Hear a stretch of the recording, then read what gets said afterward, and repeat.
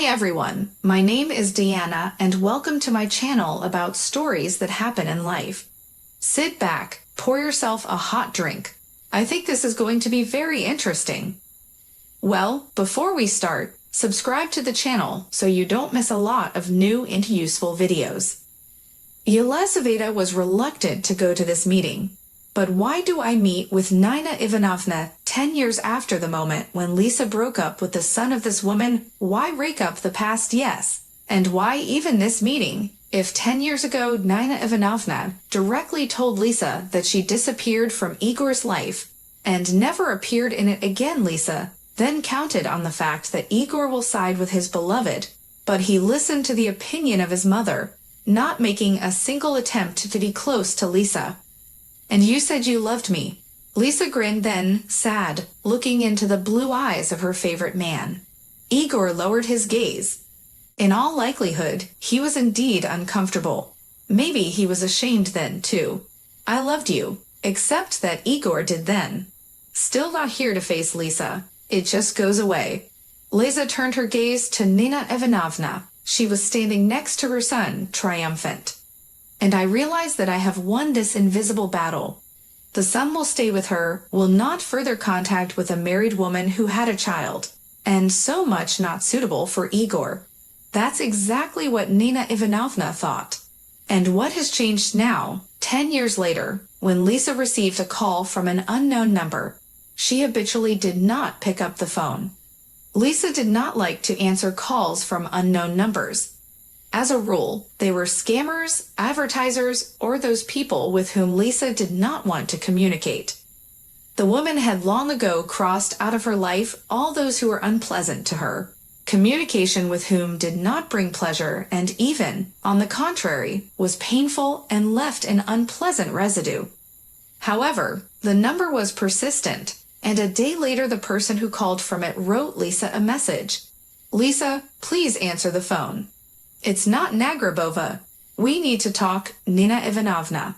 Lisa's first desire was to block this woman's number and cut her out of her life, just as it was with former intrusive acquaintances who wanted to either poke their noses into Lisa Nefyodova's private life or borrow money from her.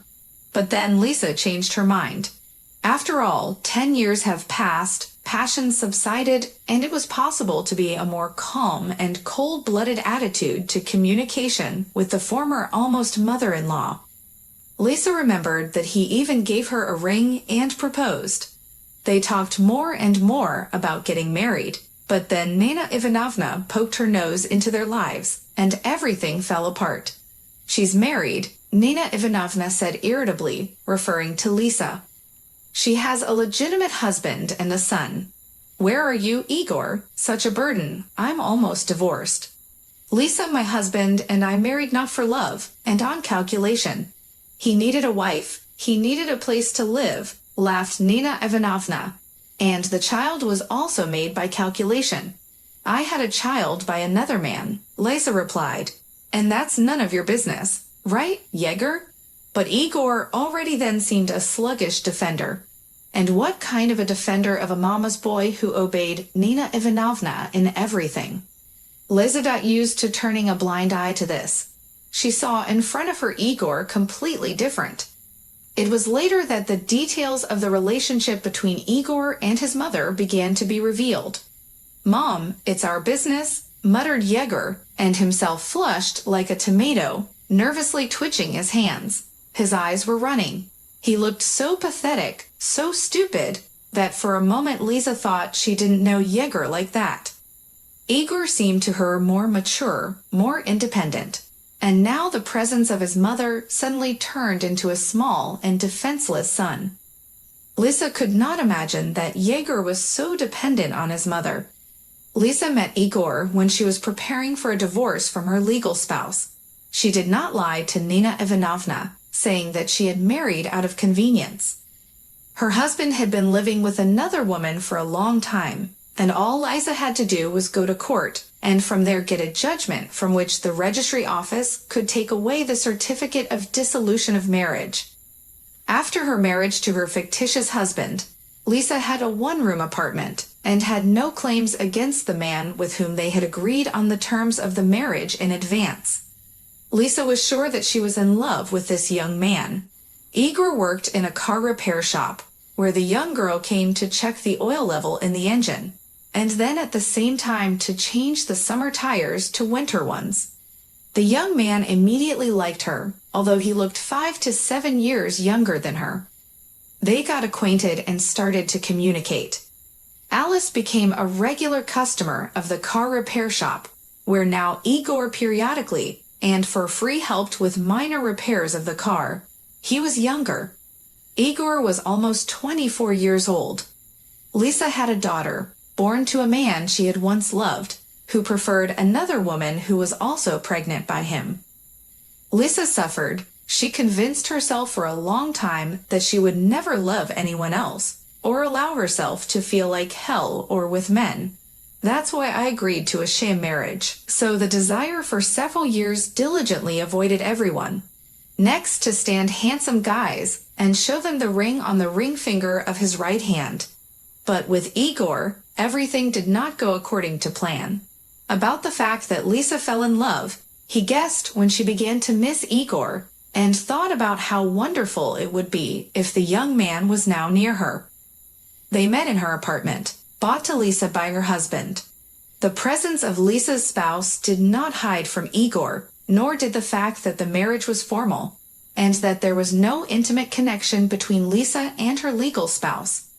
And how he held himself close to you surprised Igor, embracing Lisa, kissing and hugging her.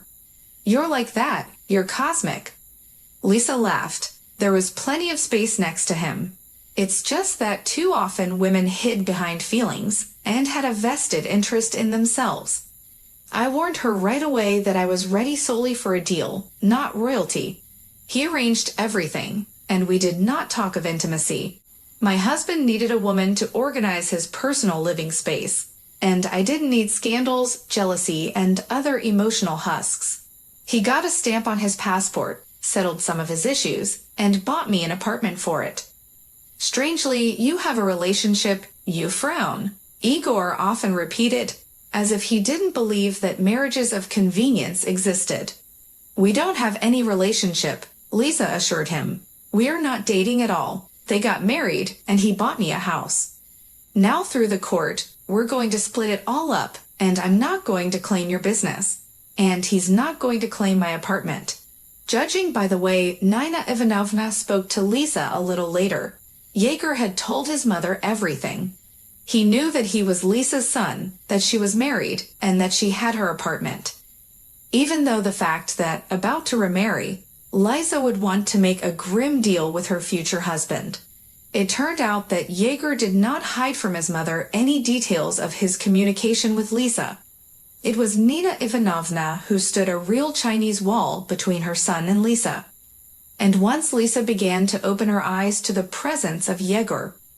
Before that, the young woman seemed mature, serious herself, and in the presence of her mother suddenly turned into a snotty boy who was afraid to utter an extra word, so as not to upset his mother. "Why did you behave like that?" Lisa asked Igor. "Why did not you protect me? In the eyes of your mother, I look like a whore who decided to seduce a young man and confuse his brain. I'm the only one my mother has. A son. She cares for me too much," Yegor replied quietly. That explained a lot, but it still hurt Lisa. And when she found out that she was expecting a child, when she told Igor about it, Nina Ivanovna stood up again. This time she no longer spoke to Lisa. It was enough for her to talk to her son. And Igor immediately recognized that the relationship with Lisa was a mistake. On the last day of the meeting, when Igor came to her with a bouquet and a guilty face, Lisa realized everything. It was over. Neither pregnancy, nor feelings, nor joint plans for the future did not change anything. Nina Ivanovna told her son to leave a grown woman with a trailer in the form of a 6-year-old daughter. She also gave her son a message from you. Never again Lisa was not allowed to appear in Igor's life. Lisa listened to the young man and could not believe her ears. Was it possible to be such a swagger, and why she meets with him a few months could not discern in Igor, such a wimp. How could she even get involved with a guy who had no word of his own? "Get out of here, you're tired," Lisa told him, throwing the flowers over the threshold and pushing Yegor outside the apartment. "Just the sight of you makes me sick." "I'm sorry," mumbled. Sam continued to hide his eyes. Igor asked for forgiveness and at the same time did not forget to tell Lisa about what his mother passed on. Lisa was disgusted, hurt, and annoyed. It seemed that she had made the right conclusion 7 years ago, but as it turned out, she had stepped on the same rake again. Since then, she has not seen Igor. Sold the apartment, took a mortgage, and she and her daughter moved to a larger apartment, but located far from the center. Now it took 40 minutes instead of 10 minutes to get to work. But Lisa was calm about the fact that sooner or later changed his mind. Igor suddenly decided to find out how Liza lives with the child born to him. But no, Yegor did not try to find her, and Lisa, who changed her address and phone number, was still offended. The young man knew where she worked, that is, he could still find her, but he did not find her, and therefore did not try to do so. And then, 10 years later, Nina Ivanovna wrote to her. Lisa called back, listened to a stream of some inarticulate explanations, and for some reason agreed to meet with the mother of her former failed fiancé. "Lisa, just give me 10 minutes of your time," Nina Ivanovna begged. "I'll say everything, and you decide what to do next." "Okay," Lisa replied briefly, "but you'll have exactly 10 minutes. They met at a cafe. In the center of the city, Nina Ivanovna, whom Lisa had not seen for more than 10 years, did not change in appearance. The same trim, with a straight back, only wrinkles on her face and gray hair on her head has become more. Time has taken its toll and changed the woman's appearance. Judging by the expression on Nina Ivanovna's face, time had changed only her appearance, but her character remained the same. "Hello, Lisa," Nina Ivanovna said dryly, but Lisa saw how the woman looked at her, evaluating, tenacious, obviously with interest in studying the changes in Lisa's appearance. "I'm listening to you, Nina Ivanovna." Lisa looked at her watch. "What did you want?" "Yegor is dead," the woman said quietly, and inside Lisa, something broke off. It seemed that now he would feel the pain of loss stronger than despair. But no, having taken note of the news and slightly trembling inside, Lisa remained outwardly unperturbed. "I'm sorry for your loss," Lisa replied. "You found me to break the news." Nina Ivanovna squinted her eyes. His lips, pale, dry, twitched slightly. "You have become angry." "You're wrong," interrupted the woman Lisa. "It's not anger, it's a question." Nina Ivanovna was silent for a few minutes, then raised her chin and said, "You gave birth to a boy from Igor. I know. This child is my grandson, and I have the right to see him." Lisa looked at Nina with bewilderment. Did this woman seriously talk to Lisa 10 years ago, cut Lisa out of her life and the life of her son, and suddenly decided to declare his rights? "He has no," Lisa calmly replied, and then he saw in Nina Ivanovna's eyes something like panic. "He has no right to it. My son belongs to me and has nothing to do with you. But Yegor is his father, Mazatlan. A man was shot dead in an apartment building in Villanueva, in the municipality of Guadalupe." "Where is it written?" Lisa asked, still trying to remain calm. "East." The woman gulped for air with her mouth. "You know it. If you do a DNA test, it will prove that your son is not a stranger to me." Lisa walked up to Nina Ivanovna and looked her in the face. "Over 10 years ago, you did everything you could to keep neither me nor my son out of your life. I fulfilled your demands. Now it is my turn. I ask you not to appear in my life and my son's life. You loved Igor." It was Nina Ivanovna's last attempt to somehow influence Lisa. "It's been 10 years," she replied. "I have long since, not that I do not love him, do not even remember. And my son calls another man his father. My husband is a wonderful man." not afraid of responsibility, and finally made me believe that there are real men, the kind that mothers like you didn't raise. Nina Ivanovna looked at Lisa, and her face seemed petrified. She was sure of a different outcome of the conversation. Surely the woman had no doubt. The fact is that Lisa would take pity on the grief-stricken mother and immediately brighten the loneliness of Nina Ivanovna.